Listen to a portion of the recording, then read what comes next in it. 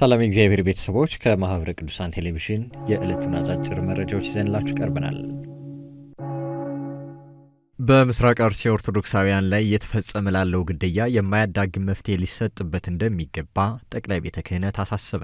በምስራቅ አርሲ ሀገረ ስብከት ኦርቶዶክሳዊ ተኮር ጥቃቶች መፈጸም ከጀመሩ ዓመታት ተቆጥረዋል። በዚህ ወርም ኦርቶዶክሳውያን በግፍ መገደላቸውን ከሀገረ ስብከቱ ሊቀ ጳጳስ ብፁዕ አቡነ ኤልሳ ሰምቻለሁ ያለው የጠቅላይ ቤተ ክህነት ጽሕፈት ቤት እጅግ ከፍተኛ ሐዘን ተሰምቶኛልም ብሏል። ጽሕፈት ቤቱ በኦርቶዶክሳውያን ልጆቻችን ላይ የተፈጸመው ዘግናኝ ግድያ ኦርቶዶክሳውያን በየትኛውም የሀገራችን ክፍል በነጻነት የመኖርና ሃይማኖታዊ ስርዓታቸውን የመፈጸም መብታቸውን የሚጋፋ መሆኑንም ገልጿል። በመሆኑም የክልሉና የፌዴራል መንግስታት ጉዳዩን በልዩ ሁኔታ መከታተልና የማያዳግም መፍትሄ መስጠት እንዳለባቸውም በአጽንኦት አሳስበዋል። መረጃው የኢትዮጵያ ኦርቶዶክስ ተዋሕዶ ቤተክርስቲያን የሕዝብ ግንኙነት መምሪያ ነው። ብፁዕ አቡነ ቀለሜንጦስ በምስራቅ አርሲ ኦርቶዶክሳውያን ግድያ ላይ የተሰማቸውን ሐዘን ገለጹ። የሰሜን ሸዋ ሀገረ ስብከት ሊቀ ጳጳስ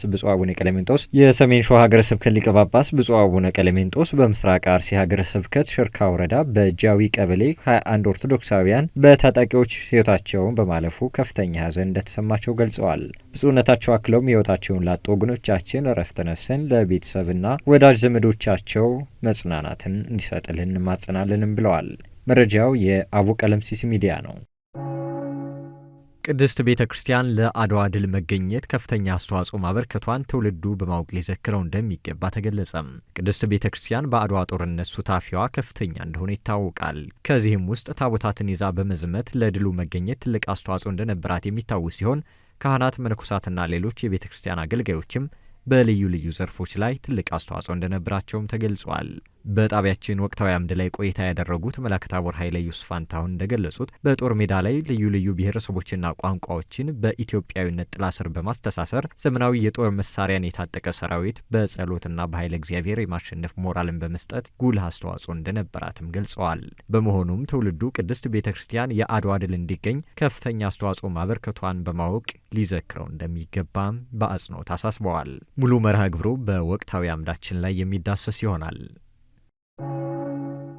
ትውልዱ ጠያቂ በሆነበት ዘመን የአብነት ተማሪዎች መልስ መስጠት በሚችሉበት ልክ ራሳቸውን ማብቃት እንደሚገባቸው ተጠቆመ።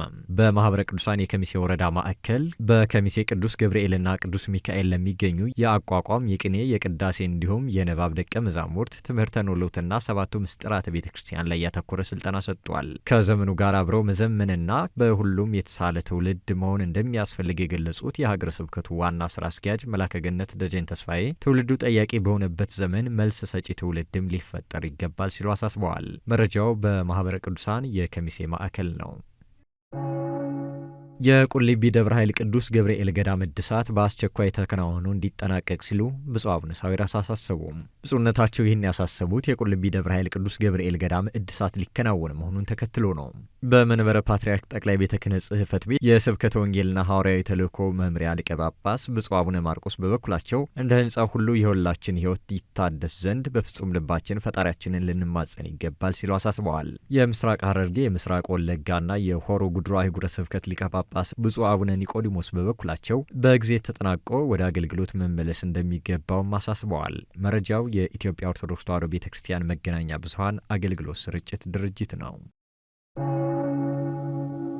ለዕለቱ ያዝንላችሁ አጫጭር መረጃዎች የእስካሁኖቹን ይመስሉ ነበረ። ሰላም እግዚአብሔር ከሁላችን ጋር ይሁን። ከቀሪ ጣቢያችን መሰናዶች ጋር መልካም ቆይታ